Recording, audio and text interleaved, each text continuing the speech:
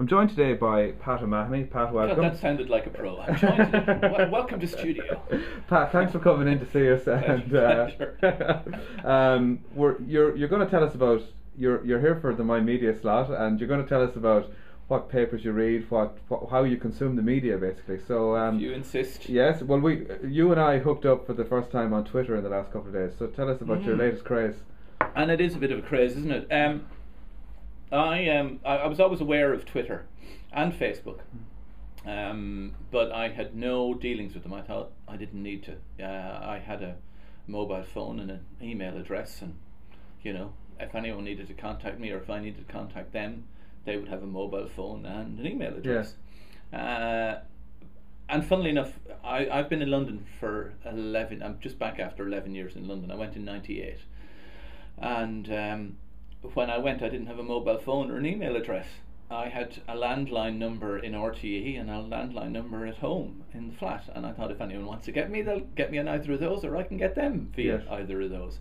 And of course, the first thing I did when I went over to London, I knew I'd need a mobile phone, and so I got one, and I have the same number ever since, and it's been my office. And the first gig I got in London was as a reporter on Watchdog at the BBC, and the first thing they did was gave me an email address, and I thought, oh, so this is email. And now it's funny, I to say I was dismissive of Facebook and Twitter, would that have been true? I certainly didn't understand it or what the fuss was about. Having just made a programme for RTE called Ireland's Biggest Hits 2009. Even they now admit that it wasn't a great name for it. So if we do it for 2010, we'll have a better name. But it's all about what we searched for from a news perspective on the internet in 2009. And in fact, it's up on the RTE player until the end of this week, until Friday. So last chance, folks. But one of the things that came up in that a lot was Twitter and Facebook, and I was still shrugging my shoulders. Now that we've wrapped it and I'm trying to sort out the next gig, I'm sitting on my laptop all day, looking for ideas, writing up ideas, just reading stuff. And is it a distraction, or have you made kind of genuine contacts with people? Well, both. The reason I went on Facebook in the first place is very funny. I've become a fan of Skype the last couple of years because I have relatives all over the world and I have friends all over the world, and Skype is great. With or without the camera, you can talk to people for free.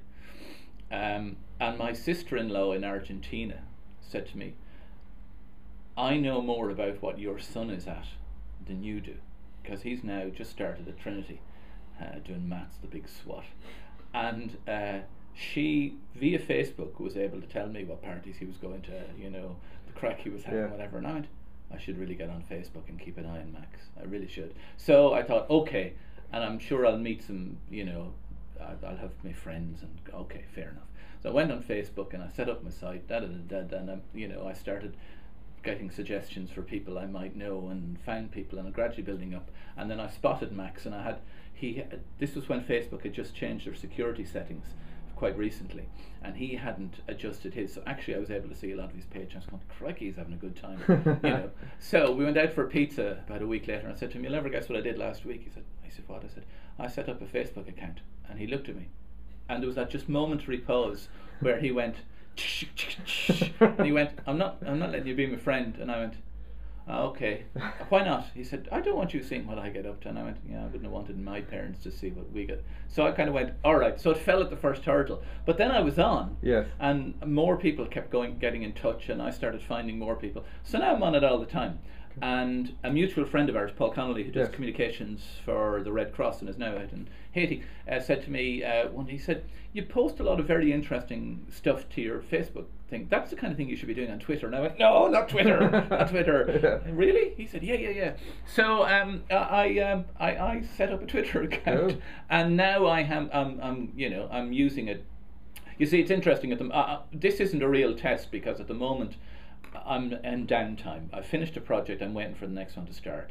I think the real test of Facebook and Twitter for me, when your life gets in the way of it, is when my life and work gets in the way of it. I don't have an iPhone or a BlackBerry, so it's when I'm on the laptop. Now, if I got an iPhone or a BlackBerry, I think that might cause more problems than it's worth. I don't know, but at the moment I'm enjoying it. I'm still trying to figure out what it's all about. I'm still trying to see how it exposes our flaws. You know, the whole ego trip of, oh look, I have a few new followers. Oh, I must be someone's left. What do you mean someone's left? Where'd you? Who? What? You know, that kind of malarkey. But also, you know, some people are posting interesting stuff that I've come across. I've already had my first program idea from a tweet. Okay. There was a breaking news. Is it top secret? It is. It's top secret because I don't have the access confirmed yet. But a tweet came in and I looked at it and went, wow. I opened the story. I Googled the institution. I rang them. I got to talk to their press office. He said, yes, possibly send me an email. I did, and that's where it's at now. Okay. So, you know, that's the good side of it as far as I'm concerned. Okay. Now we have a lot to get through, so I want to ask you about newspapers. What do you read regularly? Metro, the free one on the in London. It was on the Tube, and there was another one. There was a London newspaper, and here it's, you know, when I'm out and about, it's the Metro. I can't remember the last time I bought a newspaper. Okay. I buy a Sunday paper every so often. My flatmate does, so I don't need to. She buys the Sunday Times and the Sunday Independent, and the reason I like Sunday Times is because it's got the television for the week. And I used to get in London every week on subscription Time Out, which is kind of like in Dublin. It's the listings for what's happening in cinema, theatre, music, etc., in London for the week. And the reason I bought it was for the television listings, because I love television. So what you've told me that you love television. What is the best thing you've seen recently? What's the best thing you've ever seen? Well, what I love at the best thing I've ever seen actually was illegally. I didn't go to the pub to watch Man City being beaten 2-0 by Everton on Saturday. I was watching it illegally on the internet. Vital. Via Vital, yes. That was the best thing. That was great. But I love documentaries, all kinds of documentaries. I love the Storyville strand on the BBC. I love the True Stories strand on More 4. Dispatches, Cutting Edge. I haven't been back long enough to... Scannell, for instance, is one I like on RTE. I will dip in and out of prime time, like I would dip in and out of Panorama, Questions and Answers, Question Time, etc. But mostly documentaries. And what do you listen to on radio? I know you've done some things for RTE since you came back. I did a documentary to tie in with the 20th anniversary of my old alma mater, DCU. I went back and stayed there for a week. It's up on the website somewhere. It's called Pat's University Challenge. Daft name. Just about how to change. Actually, I listen to a lot of music radio. I'm a fan of Phantom, the new Dublin-based indie music station. But actually, because I was in London for so long, I have by default the BBC iPlayer open on my laptop. And whereas you can't look at the TV programs outside of the UK, it's a geo player, like the RTE one was up until recently. You can't watch, but you can listen to the radio stuff for whatever reason. So I actually listen to stuff on Radio 3, Radio 2, Radio 1, 6 Music, occasionally Radio 4. But that's in the background while I'm working away. Just with a few moments before we finish, you have your mobile phone there on the table. Can you show it to us? It's turned off because it won't ring, but it's the old-fashioned Nokia. Actually, is it good? It makes calls. It takes calls. It sends and receives texts, and it's got a crap camera on it that I never use. I mean, I know people who have the iPhone, and they say it's terrific, except it's got one problem: it's not a very good phone. Exactly. And I'm going, what's the point of having it? Oh, the apps are great, yeah. But they say as an actual phone, it's wrong, it's bad, whatever. I have never used it. I don't know.